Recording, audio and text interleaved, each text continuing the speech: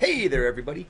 Okay, so this video is going to help us through the journal for this week, which is about perfect numbers, but it's really less about perfect numbers and more about using that as a springboard into some more of the graphical stuff we've been doing in class. We're going to get a little more into graph reading and stuff like that. So I wanted to show you a couple things, also show you some Excel stuff if you choose to do this. So I'm going to walk you through it first. Go to this page first, this list of perfect numbers in Wikipedia. And what's kind of cool about it is it shows you some of the perfect numbers, which are in this column right here.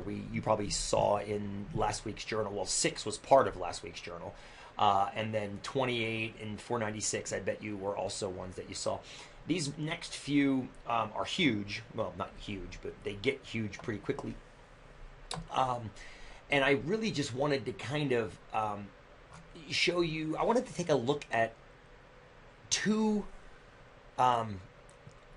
columns in this chart, not necessarily the perfect number column itself, because that is interesting, but these numbers are so big that it's really hard to kind of figure out.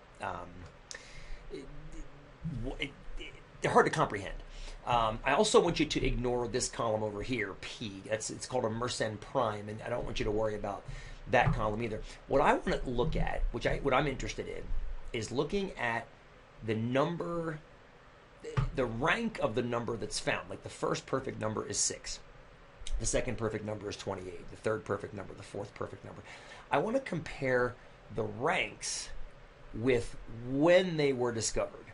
So we're going to make a scatter plot. And I think the easiest way to do this, it's going to save you a lot of time, effort, energy, and agita, is to actually be able to copy all this data into an Excel spreadsheet. So the first thing you want to do is make sure you have a blank Excel spreadsheet open. It's super simple that way. Okay, then go back to your list of perfect numbers. Okay, now we're going to select all this stuff. So I want to click up here in the rank cell, and then I'm going to drag down till everything gets highlighted like that. Okay, now everything in the table is now highlighted. I'm going to right click in there and then copy. Then I'm going to wander over to Excel and click anywhere you want in the sheet and then paste. So you can either right click and hit paste. I always hit Control V. Now when you do this, you'll notice that this is the exact same table that you just saw on the web page. It doesn't look quite as nice because you've lost some of the formatting in Excel, but that's okay. We don't need it to look nice. We just needed to have the data that we've got in it because we're going to do something with the data anyway. Okay, so the first thing we're going to do is we're going to clean this up and get rid of the crap we don't need. We do not need column B. So I'm going to left click on the top of where B is, and then right click, and then hit delete, and that's going to go away. I also don't want this next column B, which used to be column C, but it moved over. I'm going to right click on top of that and hit delete again. I also don't want the digit column. Right click, delete. Okay, the year I do want. I'm going to leave that there. We're going to come back to that in a second. Discover, although it's interesting, I don't care about it right now. Okay, so now this is looking pretty good.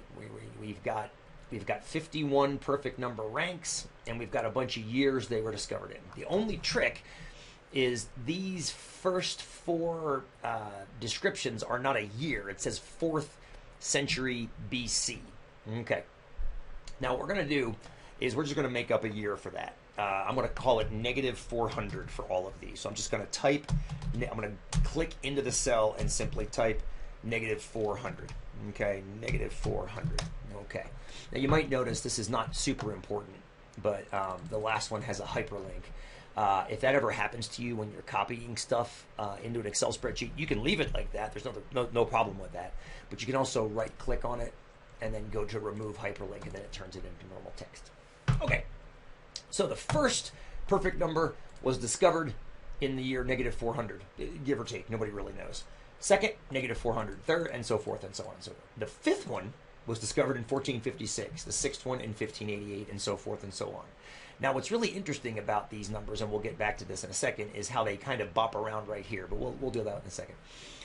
What we're going to do now is make a scatter plot, just like we've been doing in class.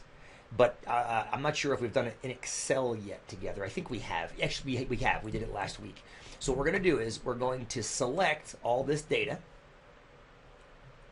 Got it all? and we're going to go to Insert, and then we're going to go to Scatterplot. And we're going to go boom, and we're going to enter it. Now, this is the literal scatter plot right here. It's not very helpful yet right now. So I'm going to add some labels to it. I'm not going to require you to use the same labels as me, but I definitely do want you to add some labels to yours so you know what's going on when you're looking at it. I'm actually going to delete the title completely, and I'm going to add axis titles. Okay? Horizontal axis and vertical axis. Now, part of this journal is going to be for you to figure out what title has to go on the horizontal and what title has to go on the vertical. So you're going to want to look back at your data over here to figure that out. Okay? So I want you to figure out what label goes on the horizontal axis and what label goes on the vertical axis.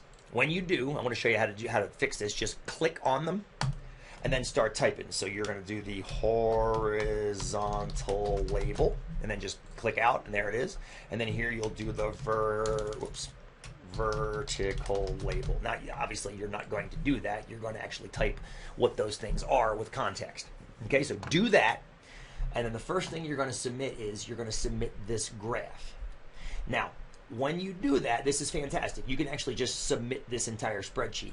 I'm also going to ask you a question right now in the video, and I'm going to tell you how to answer it.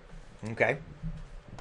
The question I'm going to ask you will be in the actual journal that you're about to finish reading. To answer the question, what you're going to do is you're going to go up here to Insert, and you're going to find Text Box, which is over here. And then you're going to click, and what that does is it adds a text box into your Excel spreadsheet, which you can then type text into. Okay? And you're going to answer the question that I'm going to ask you in the journal in this text box. Does this all make sense? I hope it does. So the first thing you're going to do is you're going to make this scatter plot, and then your job is to add the horizontal and vertical labels so I know and you know what you're looking at. Then you're going to go back to the journal. There's going to be a question in the journal.